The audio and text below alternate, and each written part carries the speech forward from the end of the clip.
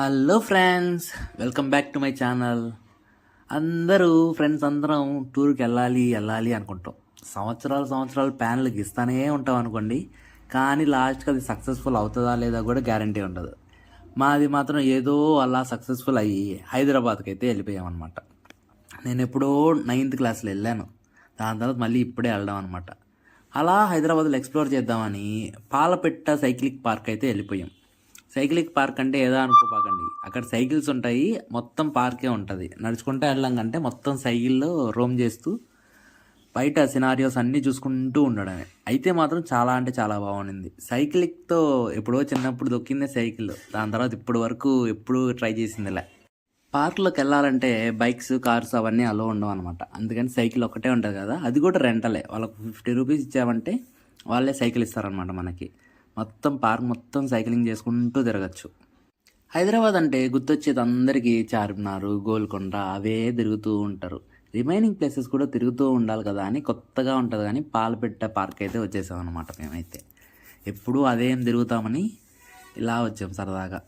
నడుచుకుంటా వెళ్ళొచ్చు, సైక్లింగ్ చేసుకుంటా వెళ్ళొచ్చు. మనకు 2 ఆప్షన్లు ఉన్నాయి. కాకపోతే ఇప్పుడు నడిచి వెళ్తాం కదా, ఫస్ట్ టైం సైక్లింగ్ అయితే ఎలా ఉంటుందో చూద్దామని సైక్లింగ్ చేసుకుంటూ పాలపెట్ట పార్క్ అయితే మొత్తం తిరిగేసాం అనమాట.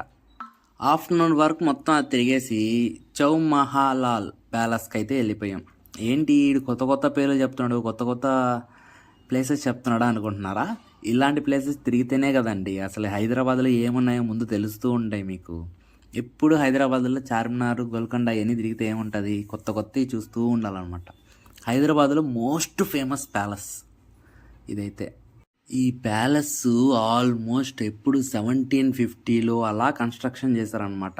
అప్పుడు నిజాం వాళ్ళు హైదరాబాద్ని పరిపాలిస్తూ ఉంటే ఇది అప్పుడు కన్స్ట్రక్షన్ చేశారు. ఇది 1750లో కన్స్ట్రక్షన్ స్టార్ట్ చేస్తే 1857 to 1869 మధ్యలో జరిగిందంట. ఆల్మోస్ట్ 5 శతాబ్దాలు మాత్రం జరిగాయంట ఈ ఒక్క బిల్డింగ్ కన్స్ట్రక్షన్ జరగడానికి. ఇంకా మీరే అర్థం చేసుకోండి ఎంత టైం తీసుకుందో. అప్పుడు 1750లో సెలబత్ జంగ్ అనే రాజు ఆయన కన్స్ట్రక్షన్ స్టార్ట్ చేస్తే ఆసఫ్ జాంగ్ 5 అంటే 5 తరాల తర్వాత ఈ కన్స్ట్రక్షన్ అనేది పూర్తయిందనమాట. ఎంత పెద్ద స్టోరీ అర్థం చేసుకోవడానికి ఇంత పెద్ద బిల్డింగ్ ఉందన్నమాట.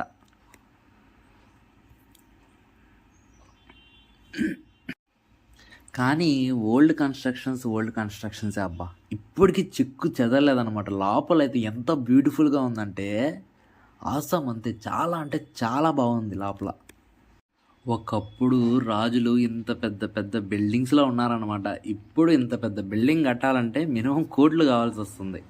అప్పుడైతే వాళ్ళే అక్కడే కట్టుకునేవాళ్ళు. అదే బిల్డింగ్ లోపల ఆయన సమాధి కూడా ఉందన్నమాట. ఆయన ఎవరైతే పరిపాలించాడో. ప్యాలెస్ లోపల ఆయన పరిపాలించిన విధానాలు ఇవన్నీ ఉంటాయి కదా, గ్రంథాలు ఇట్లాంటివి అవన్నీ కూడా అటాచ్ చేస్తున్నారనమాట. హిస్టారిక్ ప్లేస్లో ఆయన మ్యూజియం లాగా ఎలా ఉంటుందో అలా అరేంజ్ చేస్తున్నారు మొత్తం డీటెయిల్స్. అసలు ఈ ప్యాలెస్కి రూట్ మ్యాప్ అన్నీ ఉన్నాయి. వాళ్ళు ఎలాంటి టైప్స్ ఆఫ్ రింగ్స్ వాడేవాళ్ళు, ఆయుధాలు వాడేవాళ్ళు, లేకపోతే ఏవైనా తయారు చేసేటివి ఉంటాయి కదా, అవన్నీ అరేంజ్ చేస్తున్నారు. నీట్గా క్లీన్గా అరేంజ్ చేస్తున్నారు అనమాట. అవన్నీ టచ్ చేసామంటే తడతారు, టచ్ చేయకుండా చూసుకుంటే వీడియోలు అవన్నీ అయినా తీసుకోవచ్చు. ప్యాలెస్ మాత్రం చాలా అరేంజ్ చేస్తున్నారు అబ్బా. ఎక్కడికో వెళ్ళడం కంటే కొత్త కొత్త ప్లేసెస్సే మనం ఎక్స్ప్లోర్ చేస్తూ ఉంటే చాలా బెటర్.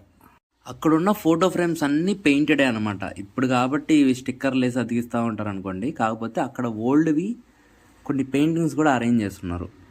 ఇదంతా వాళ్ళు రాజులు వాడిన డైనింగ్ సెట్ టైప్ అనమాట. ఒకప్పుడు ఉన్న షేప్సే ఇప్పుడు కూడా అయ్యే వాడుతూ ఉన్నారు అనుకోండి. కాకపోతే ఇవన్నీ చాలా స్ట్రాంగ్గా, చాలా అట్రాక్టివ్గా ఉండేవాళ్ళు. ఇప్పుడు వాడేవాళ్ళు 1937, 1990sలో వాడేవారు. ఆ సేమ్ టైప్ ఆఫ్ క్వాలిటీ కానీ క్వాంటిటీ కానీ దొరకాలి అంటే ఇప్పుడు చాలా కష్టం. ఇప్పుడైతే అస్సలు దొరకవు అనమాట. అప్పుడు కాలంలో ఉండేటివి చాలా అంటే చాలా క్వాలిటీగా ఉండేటివి. ప్యాలెస్లోకి వెళ్తే మాత్రం చాలా పీస్ఫుల్గా ఉందప్ప. లోపలికి ఎంట్రీ లేదు, అక్కడ మార్జిన్ లాగా పెట్టేస్తున్నారనమాట. అక్కడి నుంచి దూరం నుంచే చూసుకోవచ్చు. అది రాజువారి సమాధి అనమాట. ఇల్లులు కడితే 1 ఫ్లోరు 2 ఫ్లోర్లు కాదండి, ఇట్లాంటి పెద్ద పెద్ద ప్యాలెస్లు అండి కట్టాల్సింది. చిన్న ప్యాలెస్ వామ్మో ఇంత పెద్ద ప్యాలెస్లు ఉండేవాళ్ళ రాజువారులు అని ఇప్పుడు అనిపించింది. అదేదో 90స్లో పుట్టున్నా చాలా ప్రశాంతంగా బతికేవాళ్ళం. అనవసరంగా 20స్లో పుట్టానే అనిపించింది నాకైతే. ఇవన్నీ రాజుగారి ఫోటోలన్నమాట. ఆయన ఉన్న కాలంలో ఫోటోలుంటాయి కదా! అప్పుడు కెమెరాలు ఉన్నాయో లేదో నాకు తెలీదు గానీ, ఈ ఫోటోలు మాత్రం ఎక్కడి నుంచి వచ్చాయో అసలు నాకు అర్థమే కాదు. వాళ్ళంతా పెయింట్‌లేసి కొన్నైతే పెయింటింగ్ లాగే కనిపిస్తున్నాయి. కొన్ని మాత్రం కొన్ని ఫోటోస్ లాగా కనిపిస్తున్నాయి. వీళ్ళంతా క్రియేట్ చేశారా లేకపోతే ఏం అర్థం కాలేదు. మనం కూడా అదే 90స్లో పుట్టుంటే ఎంత బాగుండేదో. అవుట్ సైడ్‌లో చూస్తుంటే భయ్యా తాజ్‌మహల్‌కి మనకు ముందుగా వాటర్ ఉంటది కదా! ఎంట్రన్స్ అవ్వంగానే. దీనికి కూడా అలాగే బ్యాక్ సైడ్ ఉందన్నమాట. మొత్తం వాటర్.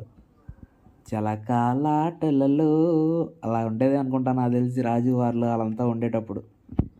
ఇది రోల్స్ రాయల్స్ కార్ అనమాట. అదే ఆర్ఆర్ అండి. ఒకప్పుడు 80s 19th సెంచరీస్లో roles Royals car ఇలా ఉండేదన్నమాట. ఇప్పుడు కానీ ఎవడైనా ఎత్తుకోపోవడానికి ట్రై చేస్తున్నాడు అనుకోండి మడతేసి కొడతారు. అప్పుడు డిజైన్స్ భలే ఉండేది కదా, జస్ట్ బైక్ ఉంటాయి కదా టైర్స్ అలా ఉండేది ఈ కార్కి. ఇప్పుడు కాబట్టి ఇంత లావు వచ్చి, కానీ అప్పుడు మాత్రం చాలా సన్నగా స్లిమ్గా కొత్త స్టైల్గా ఉండేవి అప్పుడు. అప్పుడు వాళ్ళు మహా అయితే 30లోనో 20లోనో వెళ్ళేవాళ్ళు, అందుకని ఇవైతే సరిపోయేటి. మన వాళ్ళు లేస్తే 100 లేకపోతే 120 అంత స్పీడ్లో పోవాల్సి వస్తూ ఉంటుంది. అందుకని మన వాళ్ళు డిజైన్లు అన్నీ మార్చేశారనుకోండి. కాకపోతే రోజ్ రాయల్స్ కారు మాత్రం భలే ఉన్నాయి అబ్బా. చాలా డిజైన్స్ ఉన్నాయి, చాలా కార్లు ఉన్నాయి అయితే మాత్రం.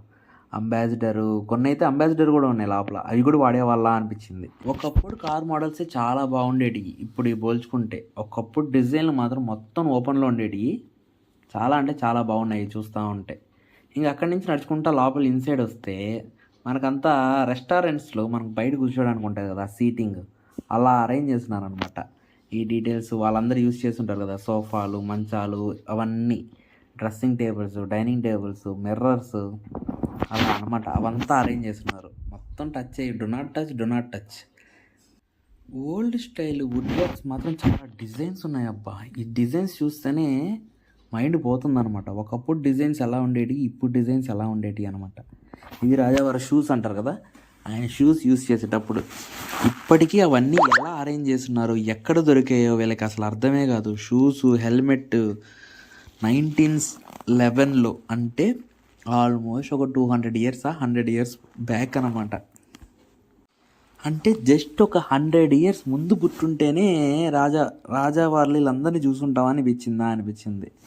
జస్ట్ మిస్ అయిపోయామండి, కొంచెం లేటుగా పుట్టేసాం. ఒక 100 సంవత్సరాలు వాళ్ళు యూజ్ చేసిన చెప్పులు డ్రెస్సులు అవంతా కూడా ఎక్కడి నుంచి పట్టుకొచ్చారో తెలియదు, కానీ మొత్తం చాలా అంటే చాలా నీట్గా అరేంజ్ చేస్తున్నారు.